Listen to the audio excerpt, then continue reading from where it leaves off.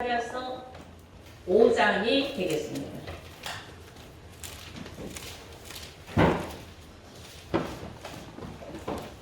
스가랴서 5장 1절부터 제가 공독을 하겠습니다.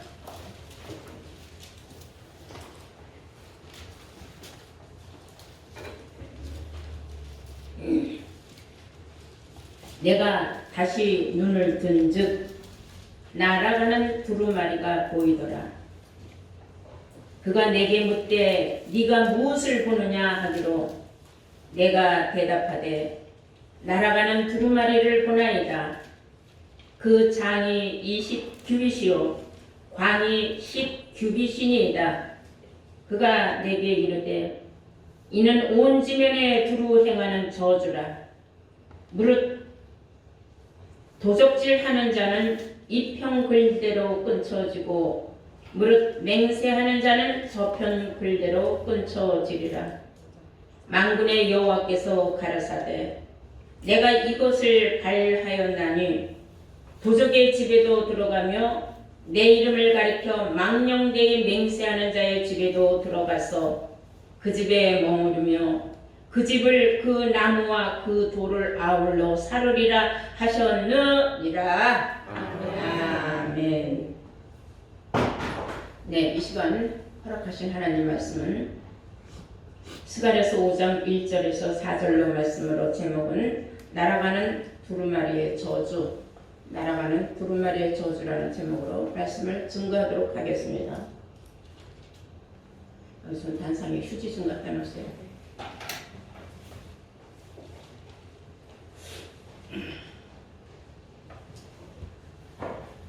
오늘 성경을 보니까 내가 다시 눈을 든즉 날아가는 두루마리가 보이더라 그랬어요.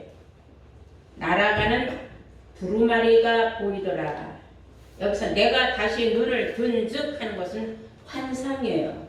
그 앞서에도 여러 환상을 보았지만 지금도 환상을 보고 있다는 겁니다. 다시 재차 환상을 보는데 뭐가 보이느냐? 날아가는 두루마리가 보이더라 그랬어요. 그가 내게 묻되 네가 무엇을 보느냐 하기로 내가 대답하되 날아가는 두루마리를 보나이다. 그 장이 20규빗이요 광이 10규빗이니이다 그랬어요.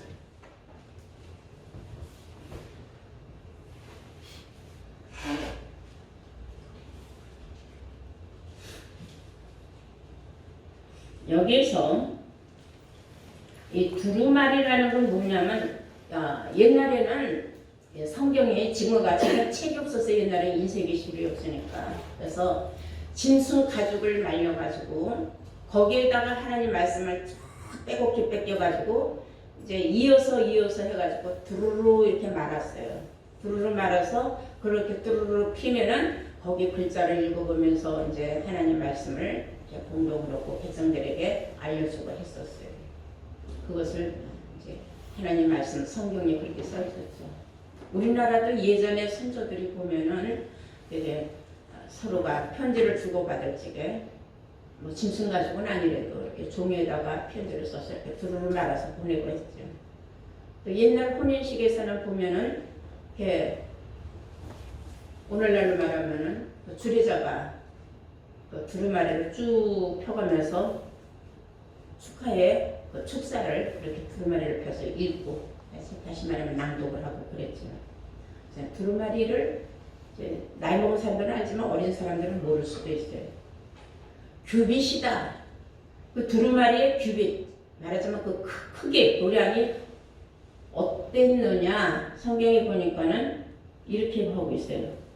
그 장이 20규빗이요 광이 10규빗입니다 그랬어요.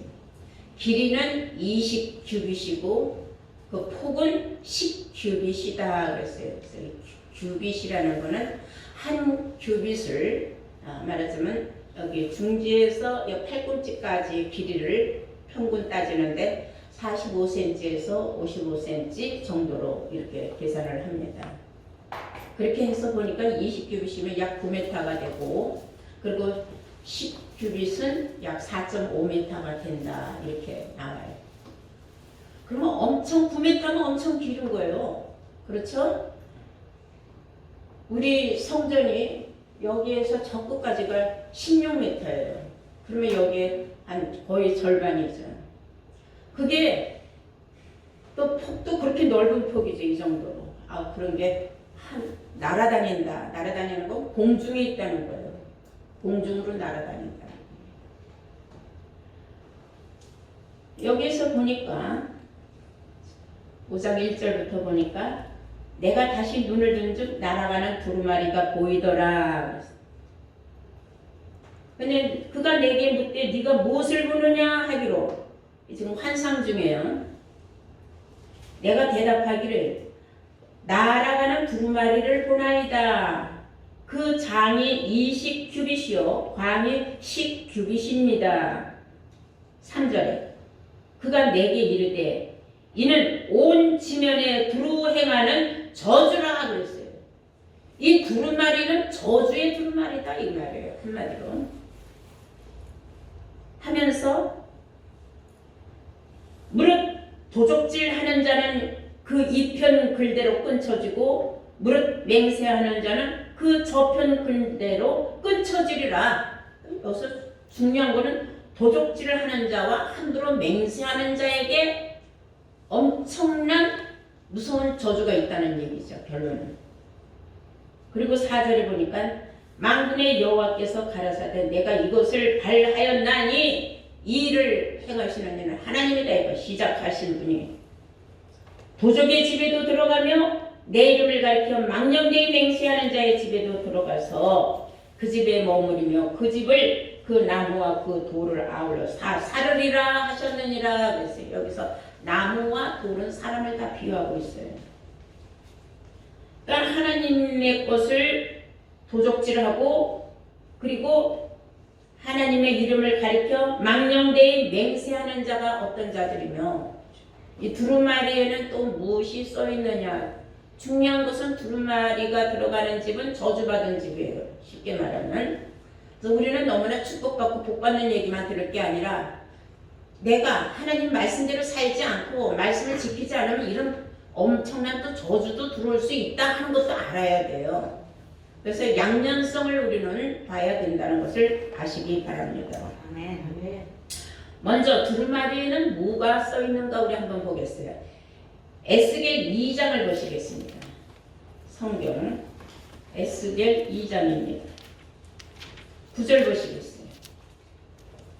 에스겔 2장 9절부터 보시면은 내가 보니 한 손이 나를 향하여 펴지고 그 손에 두루마리 책이 있더라 그랬어요. 그가 그것을 내 앞에 펴시니 그 안팎으로 글이 있는데 그 안팎으로 두루마리에 글이 써 있는데 뭐라고 써 있느냐? 애가와 애곡과 재앙의 말이 기록되어 있더라 그랬어요. 애가와 애곡과 재앙의 말이 기록되어 있다 그랬어요. 이거 참 엄청난 말이 기록된 두루마리가 막 공중으로 날아다니다가 그 하나님 앞에 헛맹세하는 사람, 약속하고 하나님 앞에 지키지 않는 사람, 또 도적질하는 사람, 이런 사람들 이건 다 영적인 말씀이지 육신적인 말씀은 아니거든요. 하나님을 믿는 사람들이 지켜야 할 도에 관해서 하는 말이에요.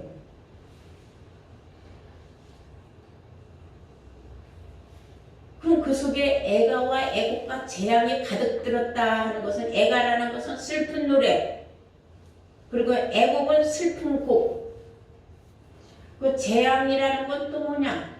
재앙이라는 천재지변으로 인하여 닥치는 사고, 사망, 그래서 불행한 일이죠. 쉽게 말하면. 이런 일이 닥친다는 거예요. 어느 날 갑자기 순식간에 생각지도 않을 때 전혀 관심이 없다고 생각하거든요. 그래서 우리는 많이들 찬송가를 부르면은 이렇게 좀 은혜롭게 하기 위해서 슬픈 곡들도 붙이지만은 경쾌하게 하나님 찬송을 부르는 게 좋지. 그렇게 너무 늘어지고 슬픈 걸 부르는 건 꼭 바람직한 건 아니다 하는 생각도 들어요. 곡이라는 거는 우리가 생각하는 뭐 애창곡 그런 게 아니에요. 뭘 말하느냐? 너무 괴롭고 슬프고 애통해서 곡을 하는 거예요. 그럼 아이고 내고 하고 곡하는 건 어디서 나와요? 사람이 죽은 집에서 나오는 거예요.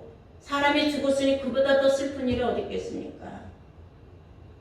그러니까 사망하는 집에서 나오는 소리가 바로 곡소리인 줄로 믿습니다. 그러니까 재앙이 들어가니 어찌 곡이 안 들어가겠습니까? 곡소리가 날 수밖에 없죠. 그 안지나서나 노래도 슬픈 노래밖에 부를 게 없는 거예요. 즐거움이 없으니까.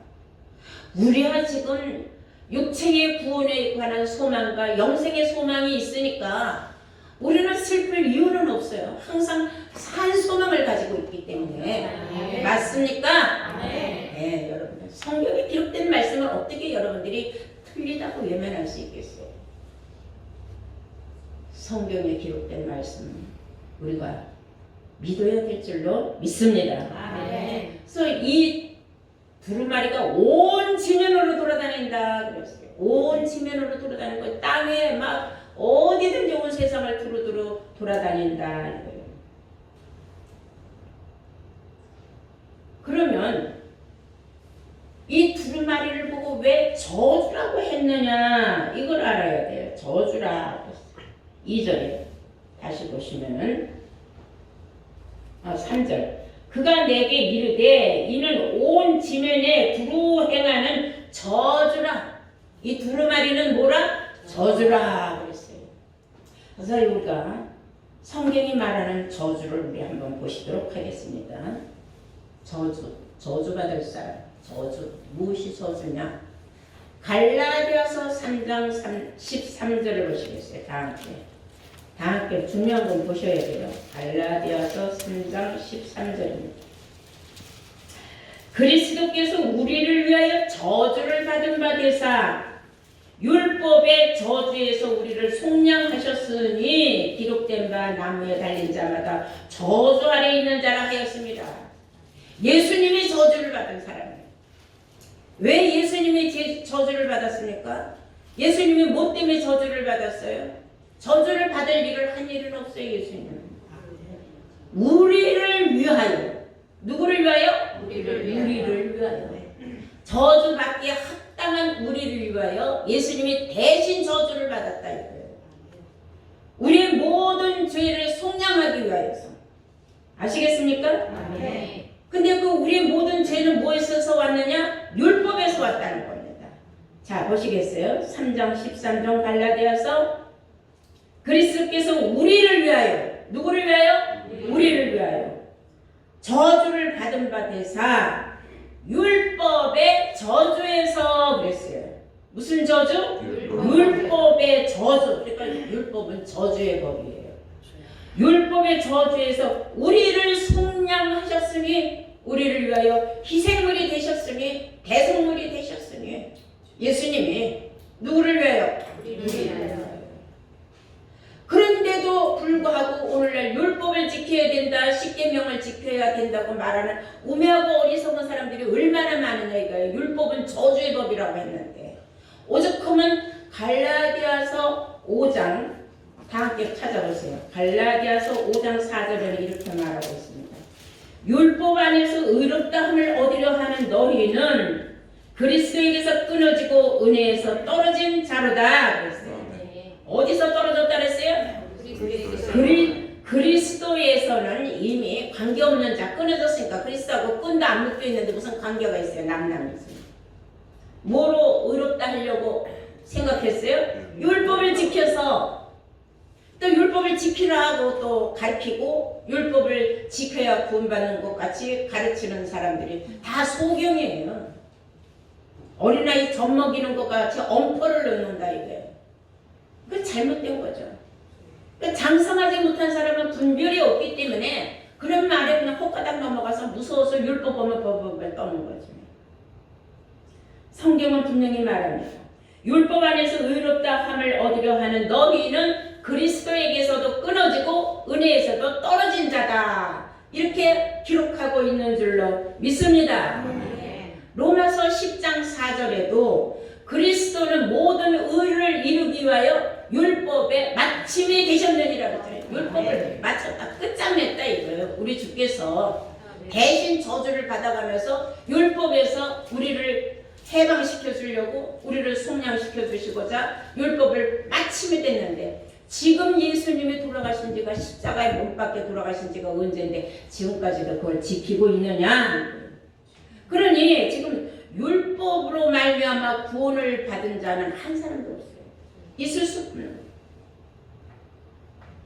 우리는 성경이 우리에게 무엇을 말하고자 하는 바를 분명히 알아야 돼요. 그럼 우리가 율법에서 벗어나려면 뭐로 인도를 받아야 되는지 아십니까? 성령으로 인도를 받아야 돼요.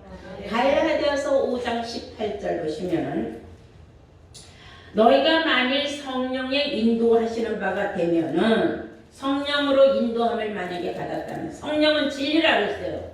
진리의 말씀 아니고서는 율법에서 벗어날 길이 없다는 겁니다. 율법 아래 있지 아니하니라. 성령으로 인도함을 받는 사람은 율법의 제재를 받을 필요가 없다 이거예요. 그래서 그 성령은 뭐 불러불러 하는 그런 성령이 아니라 성령은 곧 진리라고 했어요. 진리는 아버지의 말씀이라고 했고 말씀은 곧 하나님이라고 했습니다. 아멘. 이런 사실을 모르고 있는 사람들이 지금 율법 안에서 의롭다함을 얻으려고 죽으나 주여 나는 죄인이로소이다 하고 외치고 울며 불며 애곡하고 기도한다는 사실. 애가를 부른다는 것. 얼마나 어리석고 우매한 일입니까? 우리는 율법으로 말미암아 구원받을 수 없다는 사실을 깨달았고 오직 그리스도 예수로 말미암아 그 안에서 진리의 성령으로 인침을 받아서 구원받는다는 사실을 깨달은 복된 자들이 된 줄로 믿습니다. 네, 다시 한번 우리 본문 볼까요? 스가랴서 5장 3절 보시면은 그가 내게 이르되 이는 온 지면에 두루 행하는 저주라 그랬어요. 온 지면에 두루 행하는 두루마리는 저주다 그랬어요. 무릇 도적질하는 자는 그 이편대로 끊쳐지고 도적질하는 사람. 이것을 우리는 육신적으로 어느 집 가서 물건 훔쳐먹고 뭐 배고파서 빵 한 조각 훔쳐먹고 이런 훔쳐먹고 하는 그런 도적질을 말하는 게 아니에요. 성경이 말하는 도적질에 관해서 우리 한번 볼까요? 말라기 3장을 보시겠어요. 말라기 3장 바로 스가랴 뒤로 지나가면 있습니다. 마태복음하고 사이에 있어요. 말라기서 3장 8절 보시면 사람이 어찌 하나님의 것을 도적질하겠느냐. 그러나 너희는 나의 것을 도적질하고도 말하기를 우리가 어떻게 주의 것을 도적질하였나이까 하도다. 하나님의 것을 도적질하고도 뻔뻔스럽게 나는 하나님 것을 도적질한 적이 없습니다 하는도다. 이는 곧 11조와 헌물이라. 너희 곧 온 나라가 나의 것을 도적질하였으므로 너희가 저주를 받느니라. 11조를 도둑질하면 저주를 받는다 그랬어요. 10절 만군의 여호와가 이르노라. 너희의 온전한 11조를 창고에 두려 나의 집에 양식이 있게 하고 그곳으로 나를 시험하여 내가 하늘 문을 열고 너희에게 복을 쌓을 것이 없도록 붙지 아니하나 보아라 그랬어요. 11조는 여러분들이 복 받는 길이다 이거예요. 온전한 11조를 하지 아니하고 이런저런 이유와 핑계를 대고 11조를 잘라먹고 자기 수입이 예를 들어서 500만 원인데 50만 원이 아깝다 해서 막 20만 원만 하고 30만 원 하고 그렇게 적당히 하는 사람들. 이건 잘못된 믿음이다 이거예요. 그게 도둑질하는 거다 이거예요.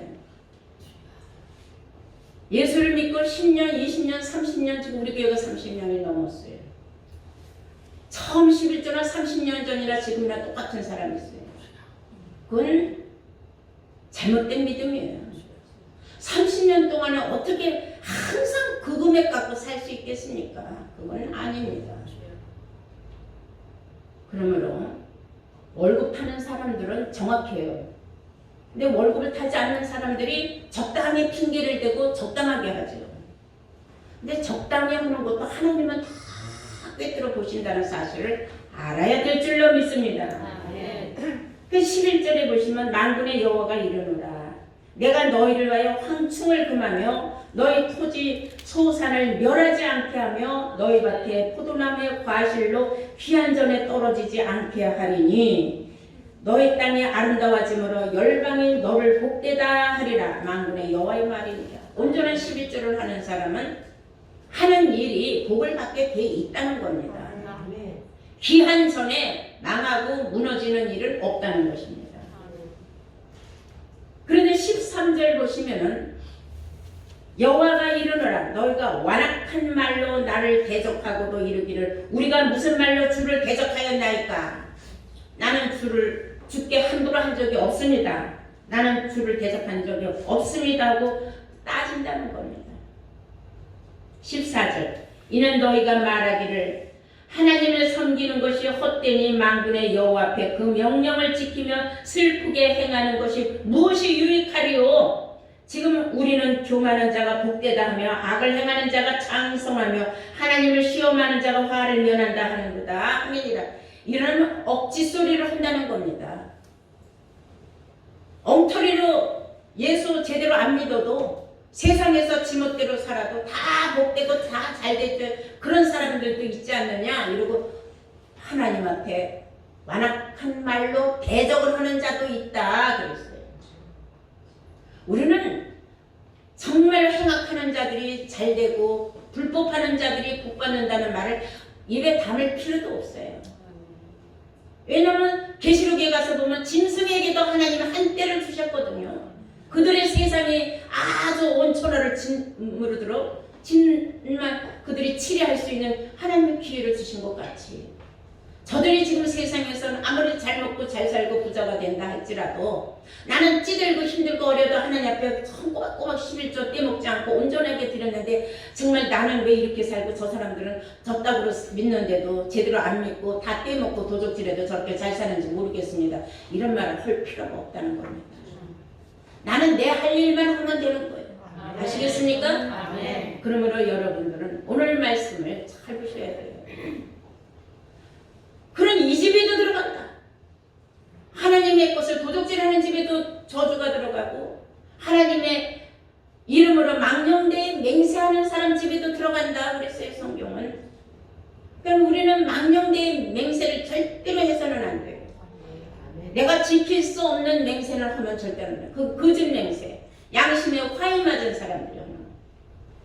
그럴 때는 하나님 앞에 함부로 맹세하지 말고 내가 최대한 이 약속을 지킵니다. 내 양심을 걸고 지키는데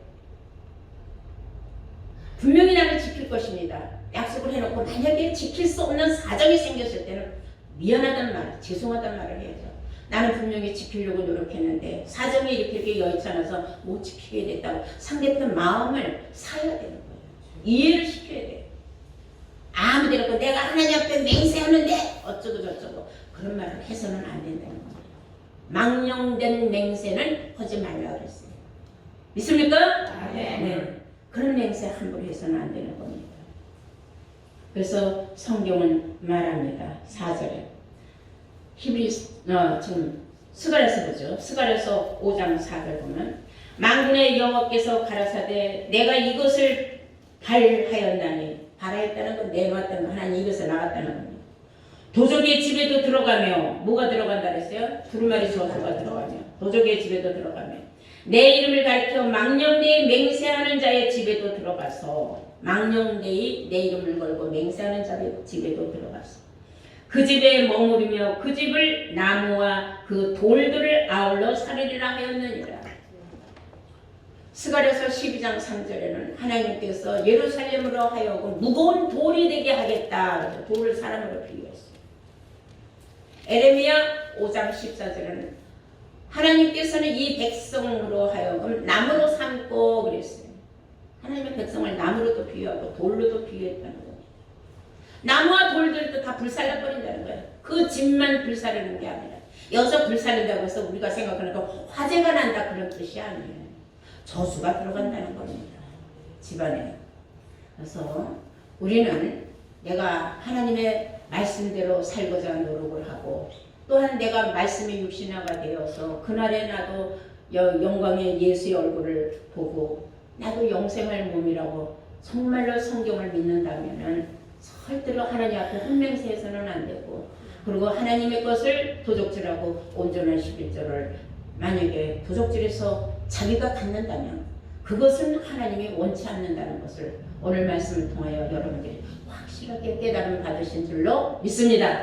그러므로 이 시간 여러분들 다시 한번 내 자신의 믿음을 확증을 하고, 나는 하나님 앞에 헌맹세를 한 일이 있는가 없는가, 나는 하나님의 것을 도적질한 적은 있는가 없는가, 자신을 한번 믿음을 되돌아보고 여러분들이 정말로 새롭게 다시 한번 거듭나는 이 말씀을 통하여서 여러분들의 믿음이 새롭게 거듭나서 정립되는 올바른 신앙생활하는 복된 자들로 하나님 앞에 축복받기를 주의 이름으로 축원합니다. 아멘.